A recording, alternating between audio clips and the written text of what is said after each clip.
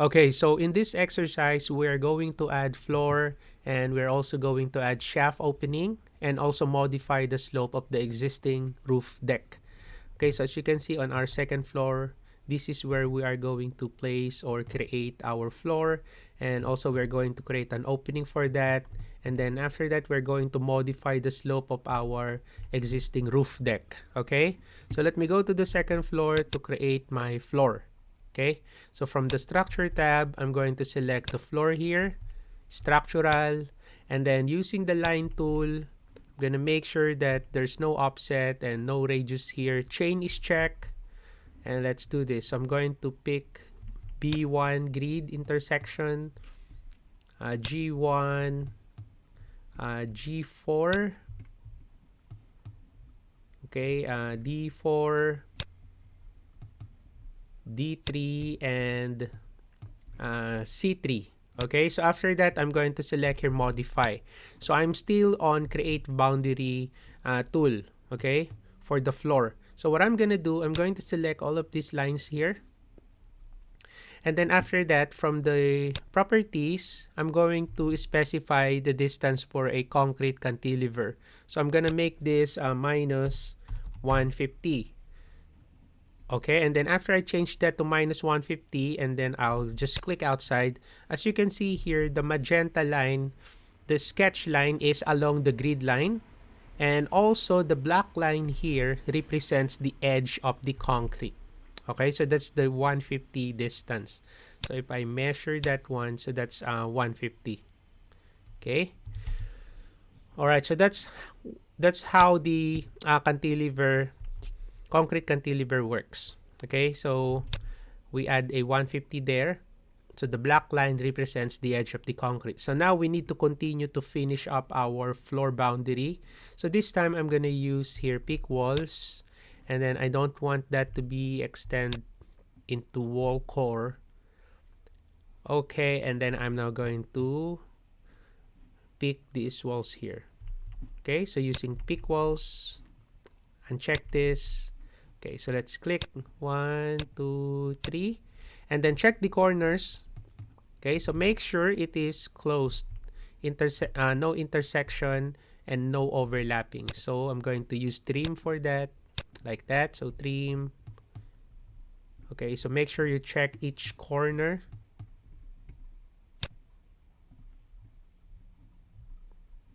Okay, all right.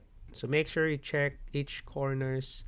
No intersection, no overlapping, and it should be closed. So once done, so you can also change here the type of the floor that you are creating before you finish. So I'll just use this one NW concrete on metal deck. So after that, just select your finish. So no span direction symbol family, so I don't need that. So I'll just select here no, and that's it. So if I check that in the 3D view, so there you go. So there's now my floor there. And if I open up my edge detail, so this is now how it looks like. So this is the floor that I just created. And if I'm going to measure from here to here, that's the 150. Okay, the cantilever. Right. Okay, so the next thing that I'm going to do is I'm going to create an opening. Okay, so let's create an opening here. Shaft opening. So let me go to my second floor again. Now I'm going to create an opening somewhere here. Okay, so to do that, from the structure tab, I'm going to select here shaft opening. So let's click that, and then I want to add an offset distance here. So the offset distance is 75 millimeters, and then using the boundary tool. So here I'm going to use peak lines. So I'm gonna select peak lines here, and then I'm going to peak lines here. So there's the offset of 75 millimeters. Okay, so again, this is a sketch. So make sure the sketch is close, no intersection, no overlapping. Okay, like that. All right, and then another thing I want to add here a symbolic line for my opening. So I'm going to select symbolic line using the line tool. So I'm going to pick the corner here, and then I'm going to pick the corner here. There you go. And then here as well, and here. Okay. So after that, I'll just select properties here. So what I want to do is I want my opening to be from second floor up to the roof. Okay.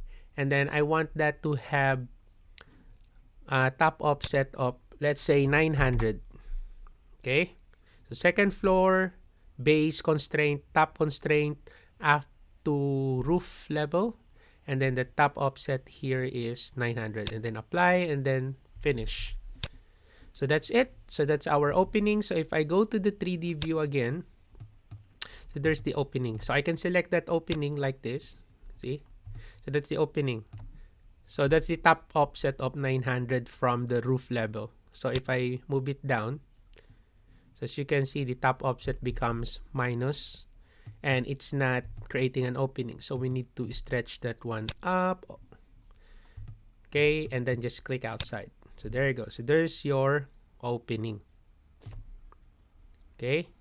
It doesn't necessarily means that you need to put 900 here, as long as it passes through that roof deck. Okay. Right. Okay, so after that,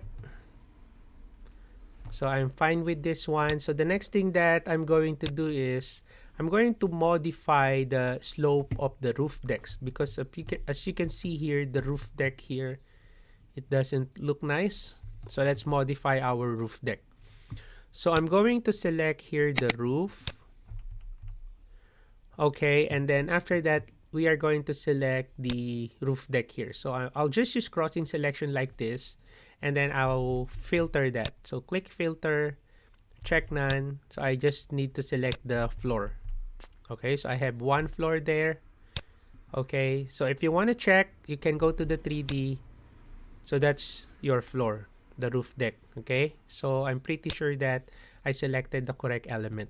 Okay, again, just use crossing selection like that, filter, and then I'll just select the floors here, and then okay. Now I want to select here peak supports. Okay, so this is how I modify the slope of the roof deck. So I select peak supports, and then I'm going to pick all my beams along grid 1, grid 2, and grid 3. Okay, as you can see, every time I pick, the floor adjusts. All right. Oop. So cancel. So about here. Okay. Hang on. This one, there's something wrong here. So let's click this, click that one. All right. And then after that, I select here modify. There you go. So if I go to the 3D view, there you go. So as you can see, it's now fixed. Okay, so let's see the section here, building section. See, there's now our roof deck. So it's now fixed.